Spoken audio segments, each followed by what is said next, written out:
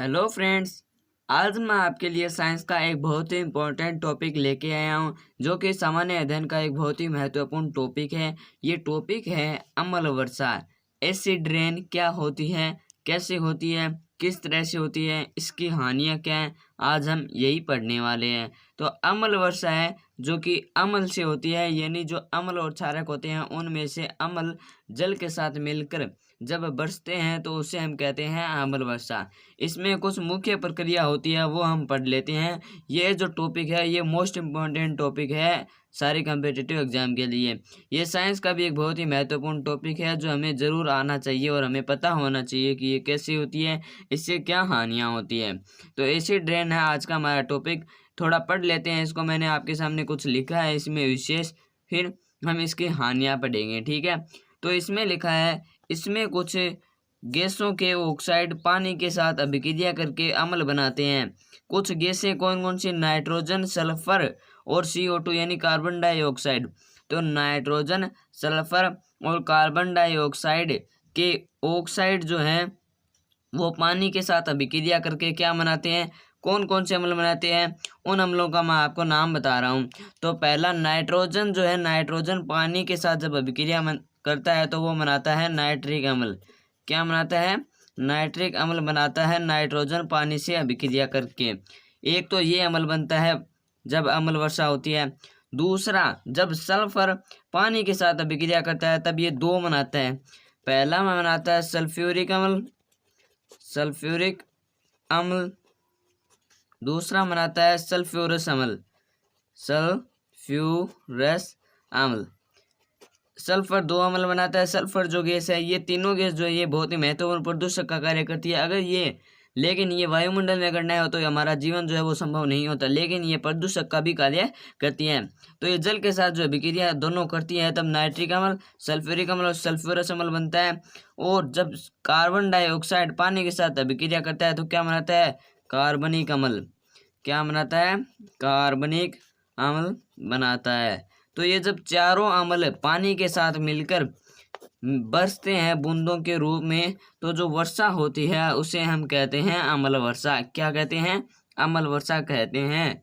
जब कुछ गैसें अर्थात नाइट्रोजन, सल्फर और कार्बन पानी के साथ अभिक्रिया करके नाइट्रिक अम्ल, सल्फ्यूरिक अम्ल, सल्फ्यूरस अम्ल व कार्बनिक अम्ल पानी के साथ मिलकर जब बरसते हैं तो उसे हम कहते हैं अम्ल वर्षा, एसिड रेन, ठीक है।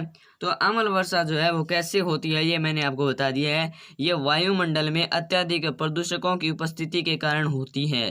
पिछले कुछ दिनों से हम इन्हीं टॉपिक पर चल रहे हैं। उनकी कुछ लिंक मैं आपको डिस्क्रिप्शन में डाल दूंगा, आप वहाँ जाकर उनको देख सकते हैं, ठीक है।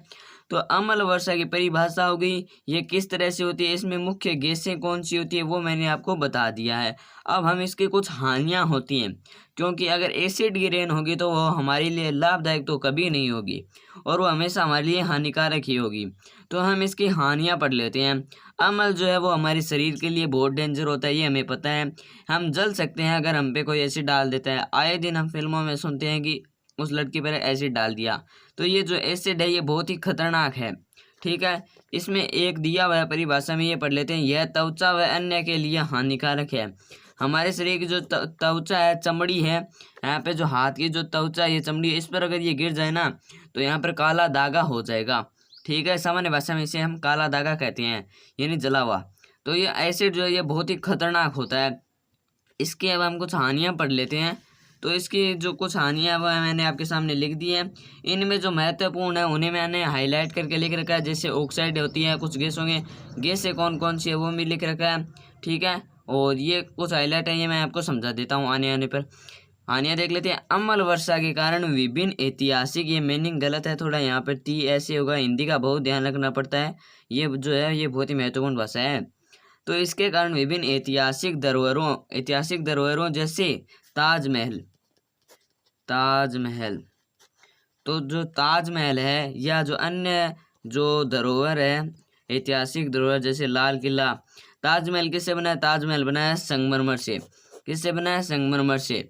और लाल किला वो किससे बना है? लाल बलुआ मिट्टी से। तो ये जो दोनों ऐतिहासिक धरोहर हैं उनका संक्षारण होता है, यानी जब अम्ल वर्षा वाइट चीज पर गिरती है तो ये उसका रंग चेंज कर देती है। आजकल आप देख रहे होंगे कि ताजमहल का जो रंग है वो येलो कलर का सा हो रहा है और आगे भी चेंज होता जा रहा है। तो ये जो हो रहा है ये किसके कारण हो रहा है? ये हो रहा है अम्ल वर्षा के कारण। तो अम्ल वर्षा के कारण क्या होता है? इसके कारण विभिन्न ऐतिहासिक धरोहरों जैसे ताजमहल, लाल किला आदि के संगमरमर का संक्षारण होता है, अर्थात उनका जो रंग है वो बदलता जाता है। ठीक है, तो ये जो है ताजमहल आदि ऐतिहासिक स्थलों को हानि हो रही है किसकी वजह से? अम्ल वर्षा की वजह से। ठीक है, सारा दोष इसी को ही जाता है। तो अगला है, इसे संगमरमर कैंसर कहते हैं। यानी जब ऐतिहासिक धरोहरों में जैसे ताजमहल है, लाल किला है आदि का जब जो धरोहर है उनका संक्षारण होता है तो हम उसे कहते हैं संगमरमर कैंसर। इसे आप आसानी से याद रख सकते हैं, इसे मैंने हाईलाइट कर रखा है, ये ज़्यादा इंपॉर्टेंट है इसलिए क्या रखा है संगमरमर कैंसर। अगर आपसे कोई पूछ ले कि संगमरमर कैंसर क्या होता है तो आप बता सकते हैं कि जब अम्ल वर्षा होती है तब जो ताजमहल है अन्य जो ऐतिहासिक धरोहर है उनका जो संक्षारण होता है उसे हम कहते हैं संगमरमर कैंसर। ठीक है, ये जो बहुत ही आसान सा है। अब देखते हैं, इससे जलाशय अम्लीय हो जाता है। जलाशय यानी तालाब है, कुआं है आदि जो है वो अम्लीय हो जाते हैं। आपको पता है जब अम्ल और जल मिलते हैं तो क्या बनाते हैं? अम्लीय बनाते हैं, क्योंकि वो जल और अम्लीय हो जाता है और जो अम्लीय जल है वो हमारे शरीर के लिए हानिकारक है। हमारे जो शरीर है उसमें एक पाचन रसी एक ऐसा है जो कि बहुत ज़्यादा अम्लीय होते हैं और जो है वो बहुत ही कम अम्लीय होते हैं या नहीं होते हैं। तो अम्ल जो है वो हमारे शरीर के लिए बहुत हानिकारक होता है और जिस जलाशय का अम्लीय हो जाएगा वो हमारे लिए वैसे ही घातक हो जाएगा। तो ये जो है अम्लीय वर्षा से जलाशय अम्लीय हो जाते हैं, गर्म हो जाते हैं, जो कि जलीय जीवों जैसे मछली है आदि के लिए हानिकारक पैदा कर देती हैं या हानियाँ पैदा कर देती हैं। मृदा का पीएच कम हो जाता है। तो मृदा का पीएच कम होने पर क्या होता है कि जो पौधे हैं वो जड़ों द्वारा जो खनिज अवशोषण करते हैं मिट्टी द्वारा वो प्रभावित होता है। मृदा का पीएच कम जो हो जाएगा तो जो पौधे हैं वो अपनी जड़ों के द्वारा खनिज अवशोषण नहीं कर पाएंगे, खनिज अवशोषण नहीं कर पाएंगे और अवशोषण नहीं करने पाएंगे क्या होंगे कि वह वृद्धि नहीं कर पाएंगे। अवशोषण अगर नहीं होगा तो वो वृद्धि नहीं कर पाएंगे और वृद्धि नहीं करेंगे तो भूमि बंजर हो जाएगी। तो देखिए अम्ल वर्षा से हम कितने आगे तक चला गए। ठीक है, कितने आगे तक चले गए हम? भूमि बंजर होने तक की नौबत आ गई है अम्ल वर्षा होने के कारण। क्योंकि इससे मृदा का पीएच कम होता है। मृदा का पीएच कम होने से खनिजों का अवशोषण प्रभावित होता है। खनिजों का अवशोषण प्रभावित होने से पौधों की वृद्धि रुकती है। पौधों की वृद्धि रुकने से भूमि बंजर होती है। ठीक है, इससे मनुष्य की त्वचा व आंख में जलन होती है। ये मैंने आपको बता दिया है। अम्ल हमारी त्वचा के लिए डेंजर होती है। पादप जंतुओं की झिल्लियाँ खराब हो जाती है। हमने कोशिका वाले टॉपिक में पढ़ा था कि झिल्लियाँ होती है, पादप झिल्ली, कोशिका झिल्ली, ये जो है ये खराब हो जाती है, ये जल जाती है एसिड से। यह वास्तव में ताजमहल, ये तो अलग नाम है, ये अभी हमने लिखा था, यह वास्तव में बहुत हानिकारक होती है।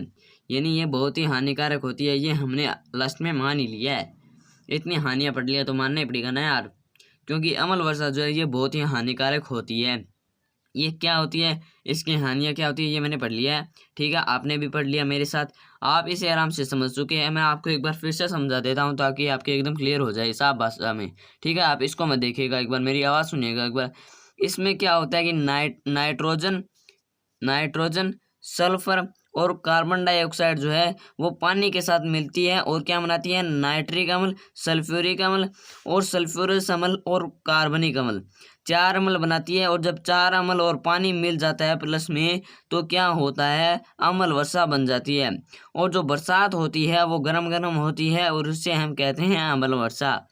ठीक है, तो अम्ल वर्षा क्या है ये मैंने आपको बहुत ही सामान्य भाषा केवल 4 लाइनों में समझा दिया है। ठीक है, और भी मैं कई टॉपिक जो है वो एकदम एकदम कम से कम लाइन में समझाना चाहूँगा कि आप समझ जाओ और उसे आराम से कर सको। इसकी हानियाँ भी मैंने आपको बता दी है कि इसके कारण जो ताजमहल है आदि का जो संक्षारण होता जा रहा है, हमारी त्वचा भी जल जाती है इससे। ठीक है, और भी कई लाभ हानि होती है, जैसे जो कुआं है, जल है आदि जो है अम्लीय हो जाते हैं। ये बहुत ही हानिकारक होती हैं जलीय जीवों के लिए। अगर मछली का जो जल है वो अम्लीय हो जाएगा तो वो जी नहीं पाएगी, और जी नहीं पाएगी तो जो हमारी प्रजातियां हैं वो विलुप्त हो जाएगी। तो ये जो है कई चीज़ों के लिए हानिकारक है। क्या? अम्ल वर्षा। सभी के लिए जो है इन हानियों के लिए कौन जिम्मेदार है? अम्ल वर्षा जिम्मेदार है इन सभी चीज़ों के लिए। ठीक है, ऐसे टॉपिक जानने के लिए आप हमारे चैनल को सब्सक्राइब करें और वीडियो को लाइक करें। अगर आपको टॉपिक एकदम समझ में आ गया है तो आप मुझे कमेंट सेक्शन में ज़रूर बताइए कि आपके एकदम क्लियर हो गया है, और नहीं है तो वीडियो को 2-4 बार देखो। आपके पास नेट है, आपके पास फ़ोन है, आप इसको चाहो जितना देखो। ठीक है, और समझो, बस आप समझना चाहिए कि हमें अम्ल वर्षा होती क्या है।